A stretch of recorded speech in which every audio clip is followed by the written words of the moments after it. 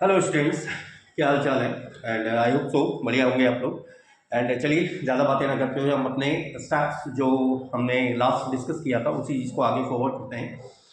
Last हमने discuss किया था switching action of transistor and rectifying action of diode. और मैंने ट्रांजिस्टर के केस में आपको बताया भी था कि ट्रांजिस्टर कैसे काम करता है। जब तक आप उसके बेस को कुछ ना कुछ पोटेंशियल या कुछ ना कुछ वोल्टेज या कुछ ना कुछ सिग्नल नहीं दे रहे हैं, ठीक है, और कितना सिग्नल जो कम से कम पोटेंशियल बैरियर से ज़्यादा हो, ठीक है, जो बैरियर बना रहता है एन पेन ट्रांजिस्टर के केस में हमने समझाया था उस चीज़ को, उससे ज़्यादा वोल्टेज होना चाहिए, तभी आपकी जो मेन करंट है वो कलेक्टर टू एमीटर क्या करती है, ट्रैवल कर पाती है।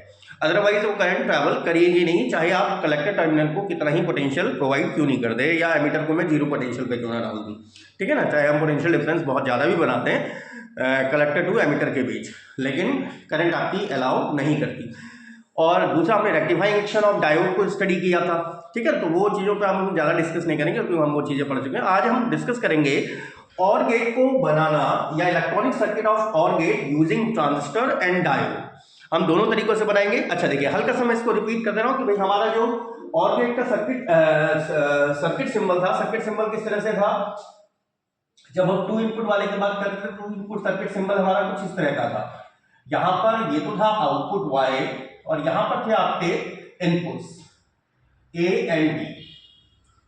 एग्जैक्टली हम ये टू इनपुट और गेट की बात कर रहे हैं। तो टू इनपुट और गेट में जो इनपुट A और B है, ये इनपुट क्या क्या हो सकते थे भाई, या तो A पर प्रेजेंट हो या तो दोनों पर एब्सेंट हो। पहला केस तो ये, मतलब ना ही सिग्नल यहां प्रेजेंट है ना ही सिग्नल यहां प्रेजेंट है। एग्जैक्टली, तो आउटपुट आपको क्या मिल रहा था, मतलब हमारे पास जो डायग्राम आया था जब हमने इसके लॉजिकल स्ट्रक्चर को स्टडी किया था, तो हमारे पास जो डायग्राम आया था आउटपुट Y, इनपुट A और B, जब दोनों पर सिग्नल एब्सेंट था, आउटपुट आपका क्या था, जीरो।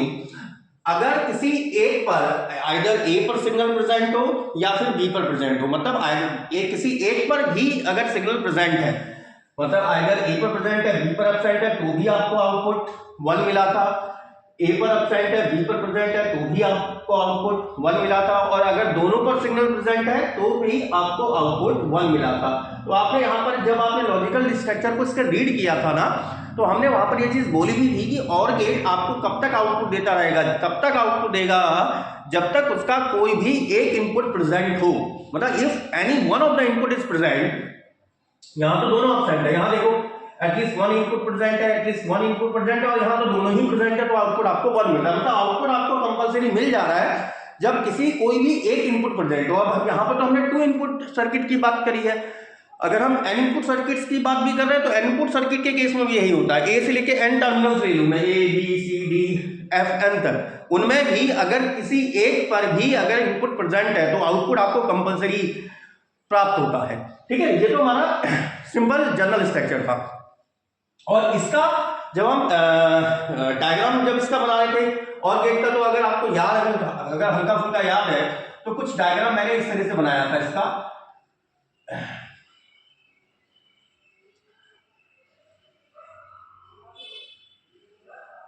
ये दो इनपुट थे A और B,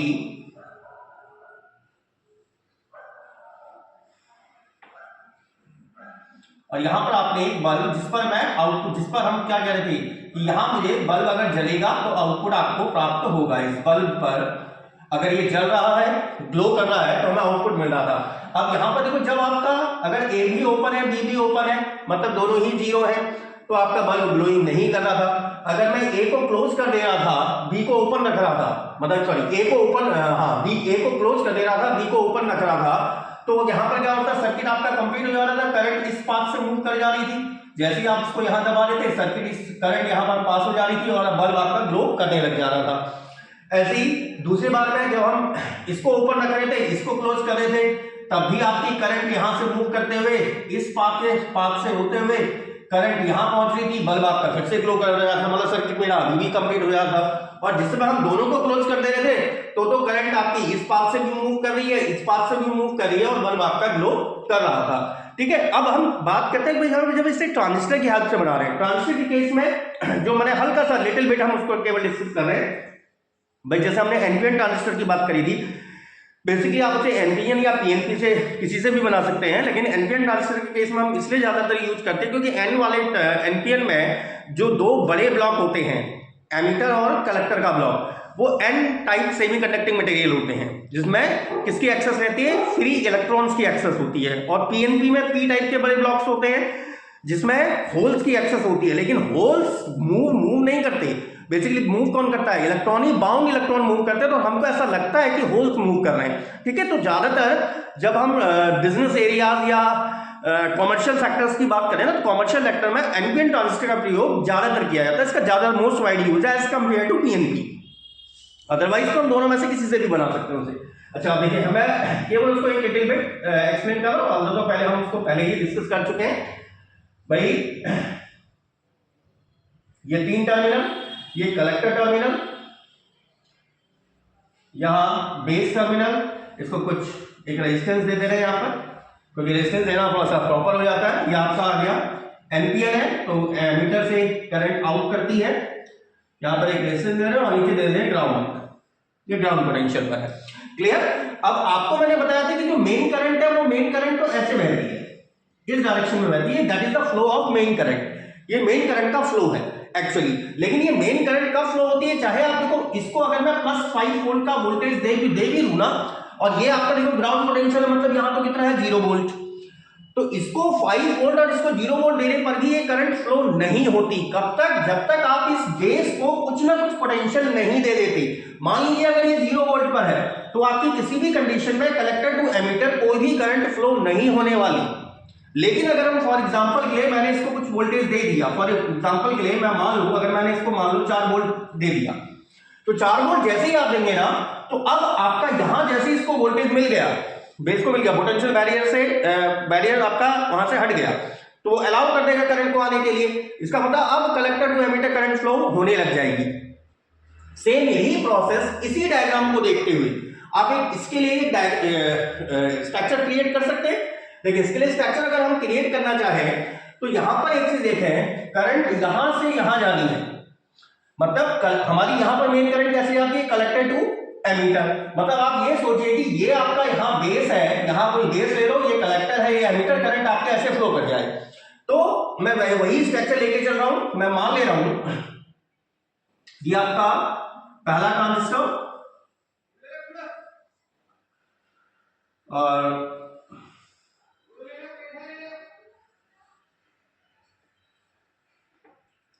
ये आ गया एमीटर, ये आ गया आपका कलेक्टर। और कलेक्टर को कुछ सप्लाई हम दे रहे हैं, यहां मान लीजिए 5 वोल्ट की हमने इसको +5 वोल्ट की सप्लाई दे दी, और ये है ए, इनपुट ए। और यहां पर ज्यादा प्रॉपर ये है कि हम इसको कुछ ना कुछ रेजिस्टेंस दे दें, थोड़ा सा बेस को, ये बेस को हमने रेजिस्टेंस दे दी और मैंने मान लिया ये ए है। अब ये देखो, ये आपका कलेक्टर है, ये एमीटर है, current flow collector to emitter जाएगी। जब बेस को आप कुछ ना कुछ क्या देंगे, पोटेंशियल देंगे, क्योंकि यहां पर हमें मैनुअली करना पड़ा था, यहां पर हमें मैनुअली नहीं करना पड़ेगा, ये तो डिजिटली हो जाएगा। क्यों, क्योंकि जैसे हम इसको पोटेंशियल देंगे, कुछ ना कुछ वोल्टेज अगर हम इसको देंगे, तो automatically collector to emitter current आपकी फ्लो होने लग जाएगी। ये आ गया सेकेंड। भाई दूसरा एक आपको और लेना पड़ेगा, यहां पर सेम वही कलेक्टर टू एमीटर आपकी करंट फ्लो करे, तो एक मैंने दूसरा एक ले लिया, द सेम प्रोसेस। ये आ गया बेस, ये एमीटर, ये कलेक्टर, ये दूसरा ट्रांजिस्टर है, और इसको भी यहां पर मान लेना, ये दूसरा टर्मिनल बी, ये रेजिस्टेंस दे दिया एक, और इसका मतलब समझ रहे हैं, ये वायर कटिंग में नहीं है। अगर मैं डायरेक्टली जोड़ूंगा तो ऐसा लगता है कि जैसे ये दोनों वायर कट कर रही है, इसका मतलब ये एक वायर के ऊपर दूसरी वायर होकर जा रही है, और ये जोड़ दिया हमने इस पर, इसके बेस पर। तो ये आ गया दूसरे का बेस। क्लियर। अच्छा, और ये इस कलेक्टर को भी कुछ ना कुछ पोटेंशियल देने के लिए मान लीजिए आप यहां से इसे जोड़ दो, हम इसे यहां से जोड़ दे रहे हैं, तो इसको भी देखो कितने का मिल गया, 5 वोल्टेज, 5 वोल्ट मिल गया ना, इसको भी 5 वोल्ट का वोल्टेज मिल गया। ये आ गया आपके पास एमीटर। मतलब अगर आप इसको और इसको पोटेंशियल दे रहे हैं, अगर ये भी 0 पर है, ये भी 0 पर है, तो नाइदर ट्रांजिस्टर T1 ना ही ट्रांजिस्टर T2, दोनों में से कोई भी कंडक्ट नहीं करने वाला, मतलब कलेक्टर टू एमिटर, यहां से यहां कोई करंट फ्लो नहीं होने वाली, ऐसे यहां से यहां भी कोई करंट फ्लो नहीं होने वाली। क्लियर? तो अब इन दोनों का आउटपुट, यहां पर आउटपुट आपको वाई दिख रहा है बल्ब पर, मतलब आउटपुट यहां मिल रहा है, तो इन दोनों का आउटपुट यहां मान लीजिए, यहां हम एक रेजिस्टेंस ले ले रहे हैं, यहां ग्राउंड पोटेंशियल कर दिया, आउटपुट मान लिया ये, दैट इज आउटपुट वाई। अब इस आउटपुट वाई पर ही हमें क्या प्राप्त करना होगा भाई, इस चीज को डिस्कस करना होगा कि अगर हम इसको 0 पोटेंशियल देते हैं तो किस तरह से इसका पैटर्न, ये किस तरह से वर्क करेगा। ठीक है, तो एक बार इस डायग्राम को बना लीजिए, फिर एक बार मैं इस फिगर को ऊपर रख के फिर उसको हम पहले एक्सप्लेन करते हैं, बाद में राइटिंग तो ऑन राइटिंग फिर हम उसे उस तरह से लिखेंगे। तो फर्स्ट ऑफ ऑल ये डायग्राम जनरेट कर लीजिए एक बार। चलिए आपने फिगर बना लिया, मैंने फिगर थोड़ा ऊपर शिफ्ट कर दिया ताकि थोड़ा सा आपको और सही से दिखाई दे। तो जैसा हमने वहां पर बनाया था सेम वही प्रोसेस ली है, और ये दो रेजिस्टेंस जोड़े हैं, ए और बी मेरे इनपुट्स हैं, और आउटपुट हम कहां ले रहे हैं, यहां नहीं, आउटपुट जो हमने वहां पर जो जिस तरह से वहां पर डायग्राम बनाया था, ये वाला, ये दो इनपुट थे आपके पास, और आउटपुट आप यहां नहीं बल्ब ऊपर ले लेते, मैंने उसका शॉर्ट फिगर बना दिया, आउटपुट हमें यहां वाई पे मिलता था। जब दोनों आपके क्लोज, मतलब दोनों ओपन है तो कोई भी आउटपुट नहीं, कोई एक भी क्लोज हो जाएगा, मतलब ये अगर क्लोज कर दोगे तो ये सर्किट कंप्लीट हो जाएगा था आपका। ठीक है ना, क्योंकि सप्लाई मिली थी उसे नीचे पावर सप्लाई सोर्स से।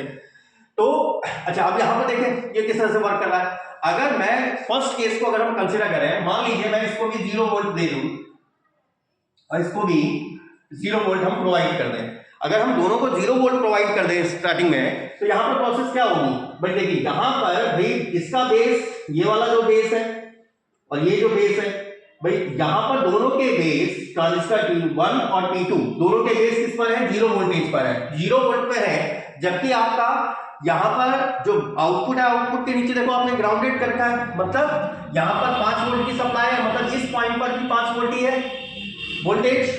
क्लियर? यहां से कोई भी करंट कंडक्ट नहीं हो रही, तो कोई भी करंट कंडक्ट नहीं होगी, चाहे आपका कलेक्टर टर्मिनल 5 वोल्ट की सप्लाई पर है, इसका मतलब यहां से कोई भी करंट नहीं आएगी, कोई भी करंट आपकी फ्लो नहीं होने वाली, कलेक्टर टू एमीटर कोई भी करंट नहीं होने वाली। सेम वही प्रोसेस, इसका कलेक्टर भी देखो 5 वोल्ट की सप्लाई से ही कनेक्टेड है, इसका कलेक्टर भी 5 वोल्ट की सप्लाई से ही कनेक्टेड है, लेकिन ये भी 0 वोल्ट पर है, सेकंड वाला का बेस भी 0 वोल्ट पर है, इसका मतलब यहां पर भी कलेक्टर टू एमीटर कोई करंट फ्लो नहीं होने वाली, मतलब neither transistor T1 nor transistor T2 conduct, दोनों में से कोई भी कंडक्ट नहीं करने वाला। अब ये पोटेंशियल 0 वोल्ट पर है, तो इसका मतलब यहां पर ये पॉइंट या ये पॉइंट भी किस पर होगा, 0 वोल्ट पर, ये पॉइंट भी 0 वोल्ट पर, या फिर इसको भी आप इस पर कहेंगे कि that is it is at 0 volt. तो आपका पहला केस में वही प्राप्त हो रहा है कि अगर ये भी मेरा 0 वोल्ट, तो इसका मतलब यहां पर जो पोटेंशियल डिफरेंस होगा ना वो मैक्सिमम होगा, इसमें पोटेंशियल डिफरेंस मैक्सिमम रहेगा। पोटेंशियल डिफरेंस मैक्सिमम कहने का मतलब यहां पर अगर 5 वोल्ट का है, यहां कितना आ गया 0 वोल्ट, पोटेंशियल डिफरेंस आ गया 5 वोल्ट का। क्यों? क्योंकि अभी ये मैक्सिमम रेजिस्टेंस प्रोवाइड करेगा, जिसकी वजह से कलेक्टर टू एमीटर कोई भी करंट कंडक्ट नहीं हो रही। क्यों? क्योंकि बैरियर तो क्रॉस हुआ ही नहीं, इलेक्ट्रॉनों को बैरियर पास, क्योंकि भाई अगर मैं यहां पर तो सप्लाई दे दूं, लेकिन कितनी सप्लाई, एटलीस्ट उतनी सप्लाई कि जो पोटेंशियल बैरियर की हाइट से ज्यादा हो। क्लियर? तो उस केस में क्या होता है, ये ट्रांजिस्टर क्या करता है, नेग्लिजिबल रेजिस्टेंस प्रोवाइड करता है। जब आपका इनपुट जो एनपी था वो फॉरवर्ड बायस और पीएन जो हो वो रिवर्स बायस केस में हो, तो ट्रांजिस्टर आपका नेग्लिजिबल रेजिस्टेंस प्रोवाइड करता है, मतलब तब आपका पोटेंशियल डिफरेंस क्या होना चाहिए, मिनिमम होना चाहिए। भाई पोटेंशियल डिफरेंस मिनिमम होगा तो आपकी करंट क्या जाएगी, मैक्सिमम चली जाएगी। अरे बात क्लियर? तो इसका मतलब भाई करंट के मैक्स यहां पर ये वाला पॉइंट भी किसमें चला जाएगा, 0 वोल्ट, ये भी 0 वोल्ट, क्योंकि ये भी कंडक्ट नहीं करेगा और ये भी कंडक्ट नहीं करेगा। तो पहला केस आपका कंप्लीट। दूसरा और तीसरा केस तो बिल्कुल एग्जैक्टली सेम है। दूसरे केस में देखिए, अगर मैं इसको ले लूं 1 वोल्ट, इसको हम 0 वोल्ट से हटा के अगर हम कर देते हैं मान लीजिए 1 volt for the sake of convenience. अब जैसे ही आप इसे 1 वोल्ट करोगे, ये तो 0 वोल्ट पर है, तो 1 वोल्ट करने पर इसका मतलब यहां से कनेक्शन स्टार्ट हो गया। क्लियर? क्योंकि अगर चाहिए सिलिकॉन का बना हुआ भी है, तो सिलिकॉन के केस में मैंने आपको समझाया था कितना होना चाहिए, 0.7 वोल्ट से ज्यादा होना चाहिए, that should be it is greater than. तो अगर मैं यहाँ पर 1 वोल्ट की सप्लाई दे भी दूं, या वैसे तो अगर हम चलो यहाँ पर बहुत ज्यादा बड़ी सप्लाई लेते हैं, मान लीजिए 5 वोल्ट की सप्लाई ले लेते हैं, 5 वोल्ट की सप्लाई ले दी मैंने इसे। अब 5 वोल्ट की अगर इसमें मैंने सप्लाई दे दी, इसका मतलब करंट यहाँ से आ गई, करंट यहाँ से आ गई, इसका मतलब ट्रांजिस्टर T1 कंडक्ट करना शुरू कर देगा, ट्रांजिस्टर T1 कंडक्ट करना स्टार्ट करेगा। T1 जब कंडक्ट करेगा तो इसका मतलब इस वाले पोर्शन में करंट फ्लो होनी स्टार्ट हो जाएगी, ये सर्किट तो कंप्लीट हो गया। लेकिन ये वाला 0 पर है, मतलब यहां पर कोई भी करंट कंडक्ट नहीं करेगी, इस वाले केस में कोई भी करंट कंडक्ट नहीं करेगी। अब यहां पर क्या स्थिति बनेगी आपकी, भाई अगर ये कंडक्ट कर रहा है, अगर ये कंडक्ट कर रहा है, इसका मतलब ये वाला टर्मिनल, ये वाला कलेक्टर टर्मिनल 5 वोल्ट पे था, यहां पर कितना पोटेंशियल होना चाहिए ताकि पोटेंशियल डिफरेंस आपका मिनिमम आ जाए, पोटेंशियल डिफरेंस क्या आ जाए, मिनिमम आ जाए। अच्छा, पोटेंशियल डिफरेंस अगर मिनिमम आएगा, इज दैट क्लियर? तो पोटेंशियल डिफरेंस अगर मिनिमम होगा आपका, क्योंकि नेग्लिजिबल रेजिस्टेंस प्रोवाइड करवाना है आपको, नेग्लिजिबल रेजिस्टेंस अगर प्रोवाइड कराना है तो आर की वैल्यू मिनिमम होनी चाहिए। आर की वैल्यू मिनिमम कब होगी, जब वी आपका मिनिमम हो जाएगा। आगे बात क्लियर?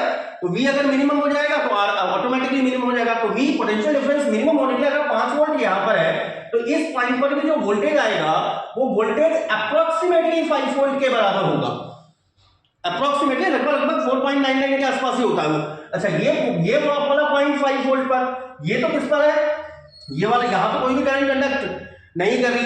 अच्छा, ये 5 वोल्ट पर, इसका मतलब ये टर्मिनल भी 5 वोल्ट पर आ गया। अच्छा, अब यहां पर एक चीज सोचो, आप कहोगे सर ये तो ग्राउंड यहां नीचे तो 0 वोल्ट है, ये 5 वोल्ट पर कैसे आ गया? अच्छा देखो, समझो इसे, यहां पर ये जो रेजिस्टेंस है मान लीजिए आप, तो करंट ऐसा नहीं कि करंट इसमें फ्लो नहीं करेगी, करंट इसमें ही फ्लो करेगी। और अकॉर्डिंग टू ओम्स लॉ के अनुसार, V इक्वल्स टू IR के अनुसार, भाई यहां पर कितनी करंट फ्लो करेगी भाई, ताकि इतनी करंट फ्लो करेगी ताकि I और R का प्रोडक्ट किसके बराबर आ जाए, 5 वोल्ट के बराबर का आ जाए। मतलब आउटपुट पर आपको कितने की वैल्यू मिल जाएगी, 5 वोल्ट। अब यहां पर ये 0 नहीं है, आगे कितना आ जाएगा, it will be 5 volt. I hope so आपके समझ में आया होगा कि जब आपने इसको 5 वोल्ट दिया, आई एम रिपीटिंग, मैं दोबारा रिपीट कर दे रहा हूं, और इसको 0 वोल्ट, तो इसको 0 वोल्ट देने से तो ये ट्रांजिस्टर T1 ने T2 ने तो कंडक्ट ही नहीं किया। क्लियर? क्यों? क्योंकि यहां पर आपका कोई भी करंट C से E की तरफ कोई भी करंट फ्लो नहीं हुई। इस वाले केस में अब यहां पर क्या हो गया भाई, जैसे आपने इसको 5 वोल्ट की सप्लाई दी, मतलब बेस टर्मिनल को कुछ ना कुछ पोटेंशियल मिल गया, बेस टर्मिनल को कुछ ना कुछ वोल्टेज मिला, तो तुरंत ही करंट आपकी कलेक्टर से एमिटर की तरफ फ्लो करनी स्टार्ट कर दी। करंट ने फ्लो करना स्टार्ट किया, इसका मतलब यहां पर पोटेंशियल डिफरेंस क्या होना चाहिए, मिनिमम होना चाहिए। क्लियर? क्योंकि देखो पोटेंशियल डिफरेंस भाई V इक्वल्स टू IR के अनुसार ही, अगर R को मुझे मिनिमम चाहिए, R बराबर क्या लिखेंगे, V अपॉन I, तो V को क्या होना चाहिए, मिनिमम, I को होना चाहिए मैक्सिमम। तो ये अपने आप ही R टेंस टू क्या हो जाएगा, मिनिमम की तरफ चला जाएगा। तो मिनिमम रेजिस्टेंस प्रोवाइड करने के लिए यहां पर पोटेंशियल डिफरेंस मिनिमम हो। अब यहां पर इस टर्मिनल पर पोटेंशियल की वैल्यू है 5 वोल्ट, इस पर कितना पोटेंशियल हो भाई, अगर मैं ये मान के चल रहा हूं ये 0, तो ये तो 5 और 0, तो डिफरेंस कितना हो गया, 5 वोल्ट का। मुझे मिनिमम है करना है, नेग्लिजिबल रेजिस्टेंस प्रोवाइड कर रहा है ना, तो नेग्लिजिबल रेजिस्टेंस अगर प्रोवाइड कर रहा है, इसका मतलब यहां अगर 5 वोल्ट है तो यहां पर भी कितना होना चाहिए, nearly approximately equal to 5 volt. ऊपर से ये जो वायर्स लगी हैं, ये क्या है, कंडक्टिंग वायर्स हैं। कंडक्टिंग वायर का रेजिस्टेंस भी क्या होता है, नियरली नेग्लिजिबल। क्लियर? तो यहां पर 5 वोल्ट का सेटअप हो गया, ये 5 वोल्ट यहां पर आया, इसका मतलब इस पॉइंट पर भी 5 वोल्ट, यहां 5 वोल्ट, तो यहां पर भी 5 वोल्ट का ही, और यहां पर तो 5 वोल्ट वैसे भी आएगा ही आएगा। क्यों? यहां पर देखो ये 5 वोल्ट, यहां करंट कंडक्ट नहीं करी, यहां करंट कंडक्ट नहीं करी, तो 0 पर है, लेकिन यहां आ जाएगा 5 वोल्ट। क्यों? बिकॉज ऑफ दिस, इसके कारण। अब ये जो नीचे रेजिस्टेंस है, तो मैंने आपको क्या बताया, कई बार बच्चे सोचते हैं कि सर ये नीचे तो 0 है, तो यहां पर 5 वोल्ट, ये तो 0 में चला गया। नहीं, ऐसा नहीं होगा, करंट इसमें फ्लो होगी। हम ये नहीं कह रहे कि करंट नहीं फ्लो होगी, करंट फ्लो होगी, लेकिन किस तरह से करंट फ्लो होगी, इतनी अमाउंट ऑफ करंट फ्लो होगी कि उस करंट और रेजिस्टेंस का प्रोडक्ट, भाई जो करंट यहां पर फ्लो होगी, इस करंट और रेजिस्टेंस का प्रोडक्ट इक्वल्स टू आ जाएगा इसके 5 वोल्ट के। I hope so it will be clear for you. Third case is just similar. अब आपका ये चला गया 0 वोल्ट, 5 वोल्ट पर, ये चला गया 0 वोल्ट पर, तो सेम केस आ जाएगा। उस केस में ये वाला कंडक्शन स्टार्ट कर देगा, आपको फिर से 5 वोल्ट मिल जाएगा, ये कंडक्ट नहीं करेगा। तो दूसरा और तीसरा केस तो एग्जैक्टली सिमिलर ही है। लास्ट केस को हम डिस्कस करते हैं कब, जब ये भी 5 वोल्ट और ये भी 5 वोल्ट का। अब हम इसको भी 5 वोल्ट कहते हैं। अब ये भी अगर 5 वोल्ट का हुआ मतलब करंट यहां भी आ गई, वो यहां इसको भी वोल्टेज मिल गया है, इसका मतलब यहां इस वाले पोर्शन में भी करंट कंडक्शन स्टार्ट हो गया। करंट कंडक्शन स्टार्ट हुआ मतलब ये 5 वोल्ट पे था तो ये भी अप्रोक्सीमेटली इक्वल टू कितने पर आ जाएगा 5 वोल्ट पर। तो ये वाला टर्मिनल भी 5 वोल्ट पर, फिर से यहां पर भी आपका ड्रॉप कितना आ गया 5 वोल्ट का वोल्टेज आ जाएगा, कहां पर एट द आउटपुट।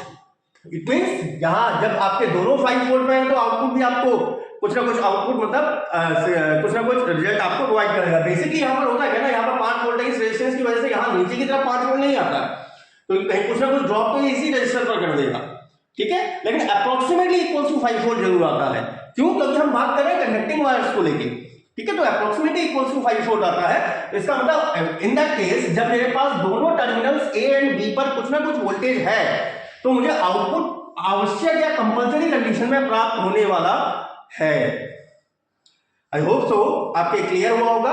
तो एक बार आपने अगर डायग्राम बना दिया था तो ठीक है, नहीं बनाया तो दोबारा बना दीजिए, फिर इसका मैं डायग्राम बना के तो उसको 1 बाय 1 प्रत्येक केस को कॉपी भी करेंगे आप लोग। क्लियर? तो जिसने बना लिया ठीक है, नहीं बनाया तो दोबारा बना लो डायग्राम। चलिए, वैसे तो मैं आपको समझा चुका हूँ, बस मैंने यहाँ पर बहुत से पॉइंटों के नाम रख दिए। इस पॉइंट यहाँ पर मैंने पॉइंट का नाम रख दिया P और यहाँ पर पॉइंट का नाम रख दिया Q, जो आउटपुट के ठीक बगल में है। अब आपको देखो लिखना क्या है, क्योंकि ऊपर से हेडिंग तो आपने डाली थी कि इलेक्ट्रॉनिक सर्किट फॉर और गेट यूजिंग ट्रांजिस्टर्स, उसमें फिर उसके बाद क्या लिखना है आपको एग्जाम में, ठीक है, मैं वो चीज लिखा रहा हूँ आपको कि in order to make the electronic circuit of OR gate using transistor, 2 transistor T1 and T2 are used, 2 transistor T1 and T2 का प्रयोग किया जाता है किसी एक और गेट को ट्रांजिस्टर की सहायता से बनाने के लिए हम 2 ट्रांजिस्टर T1 एंड T2 का प्रयोग करते हैं and the output is obtained at Y, और आउटपुट कहां मिल रहे थे हम Y पर। अब आ जाता है case first, when A equals to 0 volt, B equals to 0 volt, मतलब जब ये भी 0 पर था ये भी 0 था, तो ना ही यहां से कोई करंट आ रही थी ना ही यहां से कोई करंट आ रही थी, मतलब T1 भी अपनी ऑफ स्टेट में है, T2 भी अपनी ऑफ स्टेट पे है, तो यहां पर आपका वोल्टेज कितना रहेगा जितना कि ग्राउंड पोटेंशियल पर है, तो ग्राउंड पोटेंशियल पर है तो ये भी आपका ग्राउंड पोटेंशियल पर चले जाता है। तो वही चीज ये भी लिखिए कि इन that case neither transistor T1 not transistor T2 conduct, ना ही ट्रांजिस्टर T1 कंडक्ट कर रहा है ना ही ट्रांजिस्टर T2 कंडक्ट करता है, thus the output at Y is equals to the ground potential, और जो आउटपुट होता है किस पर होता है एट ग्राउंड पोटेंशियल के बराबर, दैट इज 0 वोल्ट। अब आ जाता है केस सेकंड और थर्ड बिल्कुल एग्जैक्टली सिमिलर थे, मैं थर्ड को अलग से लिखाऊंगा नहीं, आपको वहीं पर इंप्लीमेंट करना होगा, मैं बता दूंगा आपको। केस सेकंड में मैंने क्या लिया कि अगर ये मेरा 5 वोल्ट पर है, ये 0 वोल्ट पर है, तो जैसे ये 5 वोल्ट पर आएगा तो ये वाला ट्रांजिस्टर कंडक्ट करने लग जाता है, और ये ट्रांजिस्टर कंडक्ट करता है जिसकी वजह से सिग्नल को क्या करता है नेग्लिजिबल रेजिस्टेंस प्रोवाइड करता है। नेग्लिजिबल रेजिस्टेंस प्रोवाइड करने के कारण अगर यहाँ पोटेंशियल 5 वोल्ट है तो यहाँ पर भी कितना आ जाता है 5 वोल्ट का पोटेंशियल आ जाता है, लेकिन ये तो कंडक्ट कर ही नहीं रहा होता, यहाँ पर 5 वोल्ट का पोटेंशियल आता है जिसकी वजह से यहाँ 5 वोल्ट आपको मिलने लगता है। वही चीज हमने लिखी है कि when A equals to 5 volt, B equals to 0 volt, in that case transistor T1 comes into its conduction state, इस स्थिति में ट्रांजिस्टर T1 अपनी कंडक्शन स्टेट में आ जाता है and provide negligible resistance for flow of current, तथा resistance current के फ्लो के लिए नेग्लिजिबल रेजिस्टेंस प्रोवाइड करता है, while T2 remain in its off state, जबकि T2 अपनी ऑफ स्टेट में बना रहता है, due to which the potential at P, इस पॉइंट पर the potential at P become equals to +5 volt, इस पर ही पोटेंशियल किसके बराबर आ जाएगा +5 वोल्ट के बराबर, नेग्लिजिबल पोटेंशियल डिफरेंस आ जाएगा।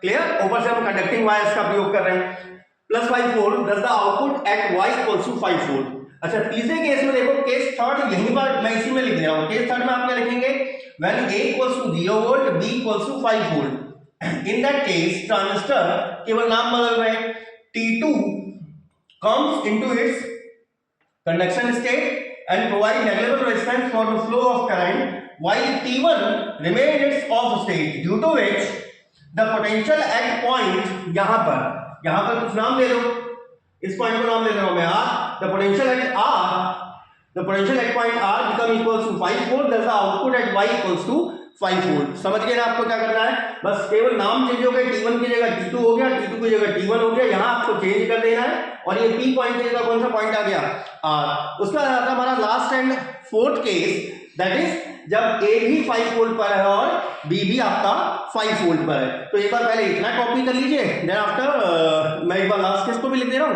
तो हमारा यूजिंग ट्रांजिस्टर वाला केस फिनिश हो जाएगा। उसके बाद हम बनाएंगे किसकी हेल्प से, डायोड्स की हेल्प से। चलिए अब हम लास्ट केस को डिस्कस कर रहे हैं। तीसरा केस तो मैंने आपको बता दिया, केवल आपको नाम चेंज करने हैं। लास्ट केस में क्या आया था हमारे पास, जब ये भी 5 वोल्ट पर हो ये भी 5 वोल्ट पर हो, तो ये भी कंडक्ट करने लग जाता है, ये भी कंडक्ट करने लग जाता है, जिसके कारण ये वाला ट्रांजिस्टर और ये वाला ट्रांजिस्टर दोनों नेग्लिजिबल रेजिस्टेंस देते हैं क्या, करंट के फ्लो के लिए। करंट के फ्लो के लिए नेग्लिजिबल रेजिस्टेंस देंगे, तो अगर यहाँ पर 5 वोल्ट का 5 वोल्ट है तो यहाँ पर पोटेंशियल डिफरेंस मिनिमम होना चाहिए, तो इसका मतलब यहाँ भी 5 वोल्ट का आ जाएगा और इस पॉइंट पर भी 5 वोल्ट का, मतलब पी और आर दोनों 5 वोल्ट के पोटेंशियल पर चले जाएंगे। वही चीज हमने लिखी है क्या, in this case both the transistor come into their conduction state, दोनों ट्रांजिस्टर अपनी कंडक्शन स्टेट में आ जाते हैं, and provide negligible resistance for the flow of current और सिग्नल। तथा सिग्नल या करंट के फ्लो के लिए क्या करते हैं, नेग्लिजिबल रेजिस्टेंस प्रोवाइड करते हैं, due to which the potential at point P and R become equals to plus 5 volt, thus the output at Y equals to 5 volt।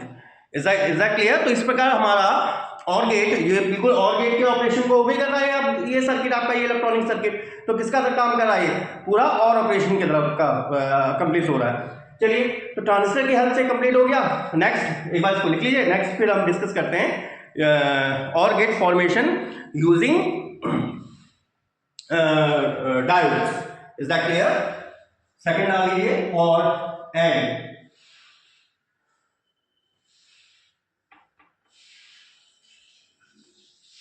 formation of electronic circuit of OR gate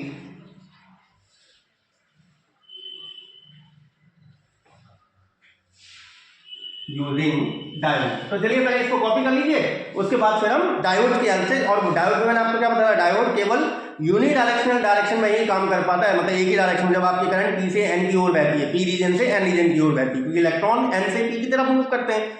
लेकिन जब आप reverse bias बनाते हैं तो वहां पर भी कोई भी करंट फ्लो नहीं करती है, अल्दो माइनॉरिटी चार्ज कैरियर्स के कारण करती है। लेकिन मैंने आपको लास्ट टाइम समझा चुका हूं कि that is not appreciable current, जिसको हम काउंट करें, वो नेग्लिजिबल करंट होती है।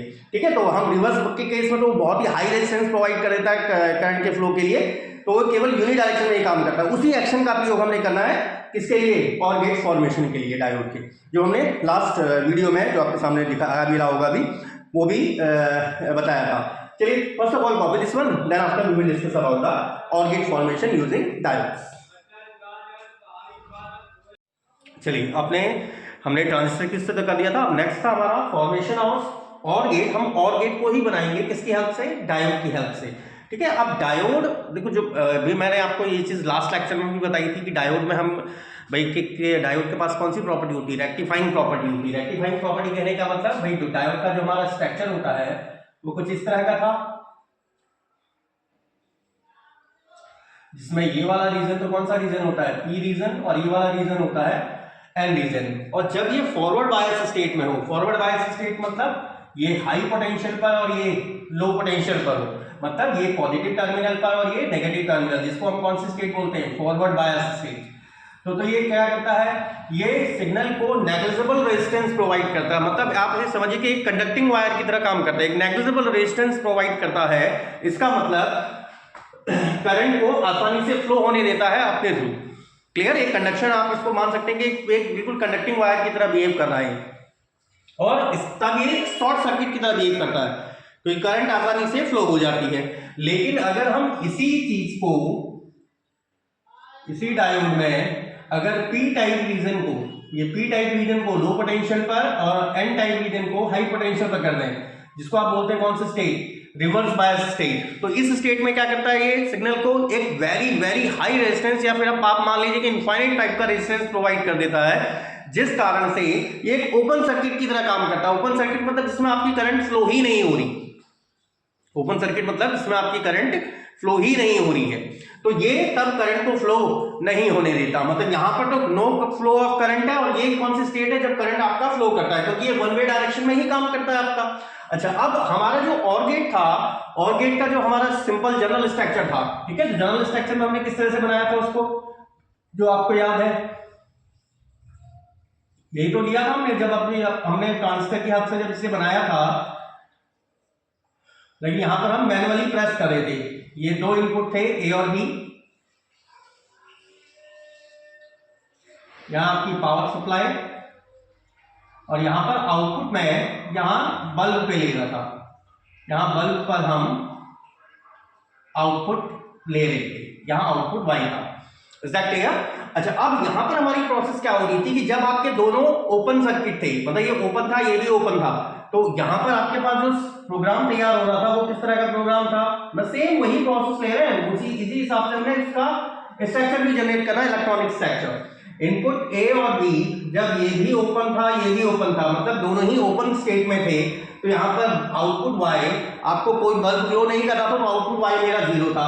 लेकिन अगर ए इनपुट को मैं क्लोज कर दूं, इसको अगर हम क्लोज कर दें तो हमारा कौन सा पाथ कंप्लीट हो जाता है? यहाँ से करंट फ्लो होके इस पाथ के थ्रू ये सर्किट आपका कंप्लीट हो जा रहा था और करंट इसमें फ्लो होने लग जा रही थी। तो ये जबकि ये क्लोज है, सॉरी ये ओपन है, इसको क्लोज कर दिया तो आउटपुट आपको मिल रहा था 1। क्लियर? इसको क्लोज कर रहे थे और सॉरी इसको ओपन रख रहे थे, इसको क्लोज कर रहे थे, तब भी आपको आउटपुट 1, क्योंकि तब आपका तब उस कंडीशन में करंट इस पाथ से चली जा रही थी ऐसे करके, तब भी आपका बल्ब ग्लो कर रहा था। और जब दोनों क्लोज थे तो यहाँ पर करंट दो हिस्सों में डिवाइड होके वापस कंबाइन होके फिर यहाँ पर बल्ब आपका अगेन ग्लो कर रहा था। मतलब यहाँ पर आउटपुट आपको क्या दिखाई दे रहा था? ए प्लस बी। सेम वही प्रोसेस आ गई क्या कि इनपुट आउटपुट वाई मेरे को तब तक प्राप्त हो रहा है जब तक मेरे पास कोई भी एक इनपुट प्रेजेंट है। Exactly, any of the input is present then output will be obtained, output मुझे प्राप्त हो रहा है।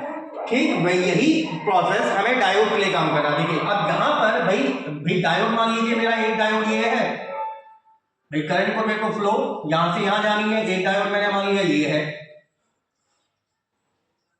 इसको डायोड D1 कह रहे हैं। एक डायोड मान लीजिए ये है, इसको डायोड D2 कह दे रहा हूं। ये आ गया input A input B.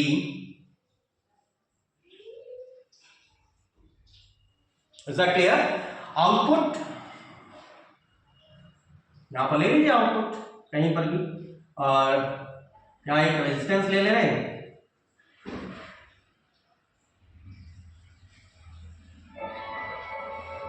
Output ले लीजिए यहां पे, चलो आउटपुट ये ले लो, दैट इज आउटपुट वाई।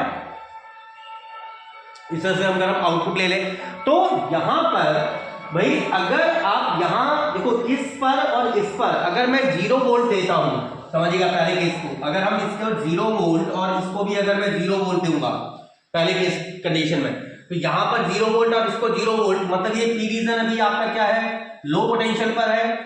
ये एन रीजन था, ये पी रीजन है, ये एन रीजन है। मतलब नाइदर D1 कंडक्ट करेगा ना ही आपका डायोड D2 कंडक्ट करेगा, ना ही D1 कंडक्ट कर रहा है ना ही D2 कंडक्ट कर रहा है। मतलब यहां पर ये तो आपका 0 वोल्ट है, मतलब आउटपुट भी आपको क्या मिलेगा? इस पॉइंट पर आउटपुट भी 0 वोल्ट ही मिलेगा। क्यों? क्योंकि ये दोनों ही किसकी तरह काम करेंगे? As an open circuit. मतलब ये आपका किसकी तरह बिहेव कर रहा है? ये भी एक ओपन सर्किट की तरह बिहेव कर रहा है, ये भी एक ओपन सर्किट की तरह बिहेव कर रहा है। यहां आपका रेजिस्टेंस लगा हुआ है, आउटपुट वाई भी आपका 0 पर ही मिल जाएगा, ये टर्मिनल ए और बी। लेकिन अगर हम दूसरे केस में क्या करें, इसको भाई अगर मैं इसको 5 वोल्ट की सप्लाई दे देता हूं, फॉर एग्जांपल अगर मैं इसको 5 वोल्ट की सप्लाई दे दूं, तो 5 वोल्ट की सप्लाई देने पर ये डायोड हाई, ये वाला पी रीजन देखो हाई पोटेंशियल पर आ गया है as compare to N region. Is that clear? क्योंकि यहां 0 वोल्ट है तो एन रीजन का पी रीजन आपका हाई पोटेंशियल पर आ गया, हाई पोटेंशियल पर आ गया, इसका मतलब डायोड D1 कौन सी स्थिति में आ गया? Forward bias. Diode D1 forward bias पर आ गया तो ये क्या करेगा? सिग्नल के फ्लो के लिए नेग्लिजिबल रेजिस्टेंस प्रोवाइड करेगा। नेग्लिजिबल रेजिस्टेंस प्रोवाइड करने का मतलब है कि यहां पर जितना पोटेंशियल यहां है सेम उतना ही पोटेंशियल ये कहां सेट कर देगा? इस पॉइंट पर सेट कर देगा ये 5 वोल्ट का पोटेंशियल। क्यों? क्योंकि मिनिमम पोटेंशियल डिफरेंस होना चाहिए। और मैं ये चीज मैं पहले भी समझा चुका हूं कि R अगर नेग्लिजिबल रेजिस्टेंस अगर मिनिमम करना है, R मिनिमम को आप क्या लिखेंगे? V/I। तो V को क्या होना चाहिए? मिनिमम। करंट आपकी होनी चाहिए मैक्सिमम। अब ये करंट को तो आसानी से फ्लो हो रहा, मतलब मैक्सिमम करंट जाने देगा। तो V और पोटेंशियल डिफरेंस क्या होना चाहिए, नियरली जीरो के आसपास। नियरली जीरो कब होगा, अब भाई यहाँ 5 वोल्ट है, इसका मतलब ये जब ये करंट को फ्लो करने देगा तो यहाँ पर भी पोटेंशियल कितना सेट कर देगा, दैट विल बी 5 वोल्ट, और आपको मिल जाएगा 5 वोल्ट। और इस केस में आपका सर्किट किस तरह से बिहेव हो गया, इस केस में सर्किट आपका कुछ इस तरह से नहीं बन गया, ये आपका किसके तरह बिहेव कर रहा है, शॉर्ट सर्किट। ये आपका इस वाले केस में जब ये 0 वोल्ट पर है, ये तो ओपन सर्किट है, तो ओपन सर्किट के कारण ये तो कंडक्ट कर नहीं रहा, तो आपका पहला वाला तो शॉर्ट सर्किट हो गया है, दूसरा वाला स्टिल ये ओपन सर्किट की तरह बिहेव कर रहा है, और आउटपुट आपको Y 5 वोल्ट प्राप्त हो जाएगा। इसके तीसरे केस में भाई तीसरा केस तो बिल्कुल एग्जैक्टली सिमिलर हो गया, ये चला गया 0 वोल्ट पर, ये आ गया 5 वोल्ट पर, अब D2 कंडक्ट करना शुरू कर देगा, ये 5 वोल्ट यहां सेट हो जाएगा। अब यहां पर एक चीज देखें भाई, ये तो वैसे भी रिवर्स बायस, अगर आपको थोड़ा सा, अगर मैं इसी वाले केस को भी पहले सेकंड केस को ही बार समझिए, जब आपने 5 वोल्ट इसको दिया था, इसने 5 वोल्ट यहां सेट कर दिया, यहां 5 वोल्ट सेट हुआ, तो इसका मतलब यहां पर भी 5 वोल्ट ही सेट नहीं हो गया, ये 5 वोल्ट पर सेट हो गया, मतलब ये वाला एंड टर्मिनल 5 वोल्ट पर है और ये 0 वोल्ट पर है, तो ये कौन सी स्थिति में आ गया, ये तो ऑटोमेटिकली रिवर्स बायस केस में आ गया। Is that clear? आउटपुट आपको 5 वोल्ट मिल रहा है, लेकिन जब हम थर्ड केस की बात करें, थर्ड केस में ठीक इसकी पोलैरिटी चेंज होगी, मतलब ये 0 पर चला गया, ये 5 पर आ गया, तो उस कंडीशन में यहां पर भाई अगर ये 5 वोल्ट है, ये 5 वोल्ट है, तो ये कंडक्ट करना स्टार्ट करेगा, ये, और ये अभी अब सेकंड थर्ड केस में ये 0 पर है, ये कंडक्ट करना स्टार्ट करेगा, मतलब ये अब रिवर्स बायस के स्थान पर ये क्या बन गया आपके पास, इट बिकम, या मीन टू से दैट ये किसकी तरह काम करेगा, ऐसा forward bias state. Forward bias state मतलब करंट के कंडक्शन आसानी से होने देगा, करंट को आसानी से फ्लो करने देगा, या सिग्नल को आसानी से फ्लो जाने देगा, मतलब ये शॉर्ट सर्किट की तरह बिहेव करेगा। और करंट का कंडक्शन अगर फ्लो हो रहा है, मतलब मिनिमम रेजिस्टेंस दे रहा है, तो जितना पोटेंशियल यहाँ है 5 वोल्ट का पोटेंशियल यहाँ है, तो उतना ही पोटेंशियल यहाँ सेट कर देगा। अगर 5 वोल्ट यहाँ आ गया तो यहाँ भी 5 वोल्ट आ गया, ये 5 वोल्ट पर, ये 0 वोल्ट पर है, ये इसमें चला गया, अब ये चला गया रिवर्स बायस, और ये हो गया है फॉरवर्ड बायस। ये पहले रिवर्स था कौन सा केस में, जब ये 0 था, अब ये, लेकिन अब वाले केस में क्या जाएगा, फॉरवर्ड बायस की स्थिति में आ गया। आउटपुट अगेन फिर से आपको 5 वोल्ट का मिल गया। लास्ट केस जब ये भी 5 वोल्ट पर हो और ये भी 5 वोल्ट पर हो, तो ये भी रिवर्स बायस से हटके ये भी फॉरवर्ड बायस और ये भी फॉरवर्ड बायस, मतलब ये भी शॉर्ट सर्किट की तरह बिहेव, ये भी शॉर्ट सर्किट की तरह बिहेव, दोनों ही शॉर्ट सर्किट की तरह बिहेव करेंगे, मतलब यहाँ भी 5 वोल्ट और यहाँ भी 5 वोल्ट, मतलब आउटपुट भी आपको 5 वोल्ट का आउटपुट, मतलब आउटपुट पर भी आपको सिग्नल प्रेजेंट दिखेगा।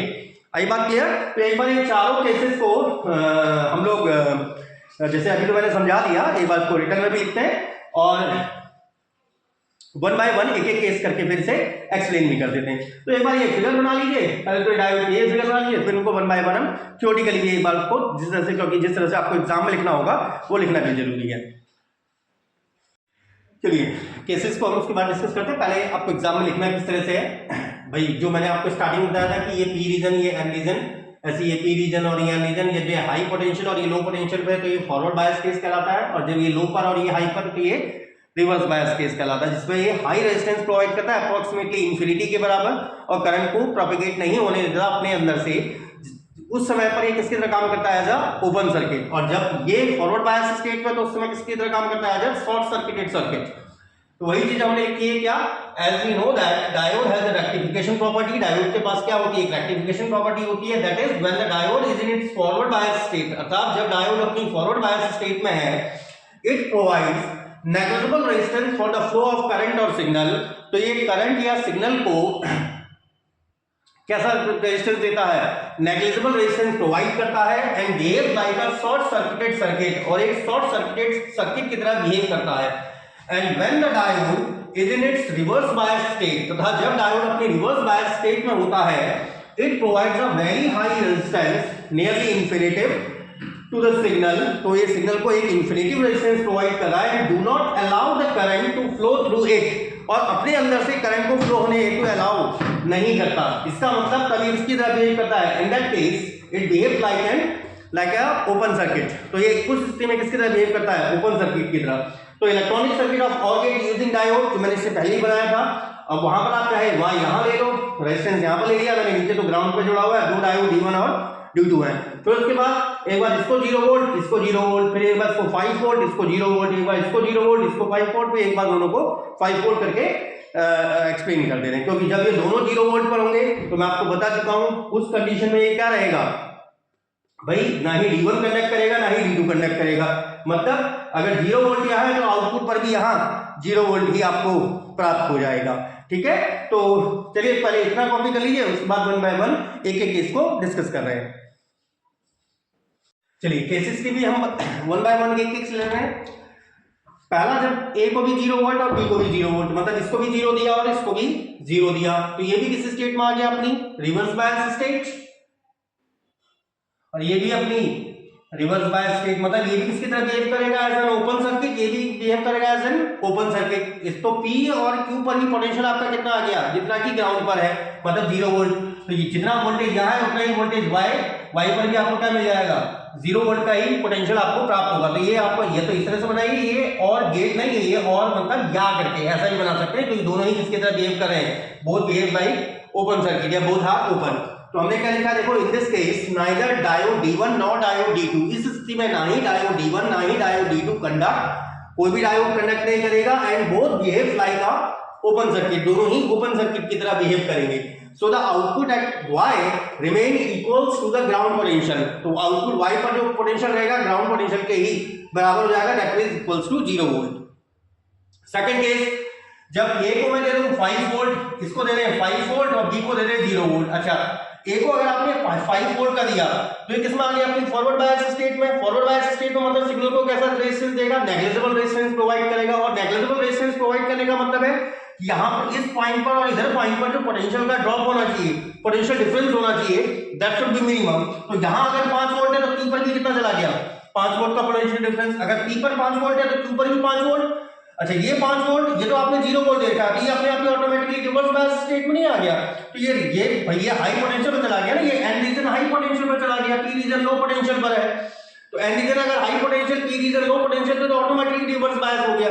तो ये तो किसकी तरह बिहेव करेगा, ऐसे open circuit, while it is behaving like a short circuit. तो ये भी 5 वोल्ट, ये भी 5 वोल्ट, यहां पर भी आपको कितना मिल गया, 5 वोल्ट का पोटेंशियल डिफरेंस, 5 वोल्ट का पोटेंशियल प्राप्त हो जाएगा। तो यहां पर भी हमने क्या लिखा है, इन that case diode D1 comes into it's forward bias state. Diode D1, ये वाला डायोड D1 है और ये डायोड D2 था, ठीक है। तो diode D1 comes into it's forward bias state that provide a negligible resistance for the flow of current और सिग्नल।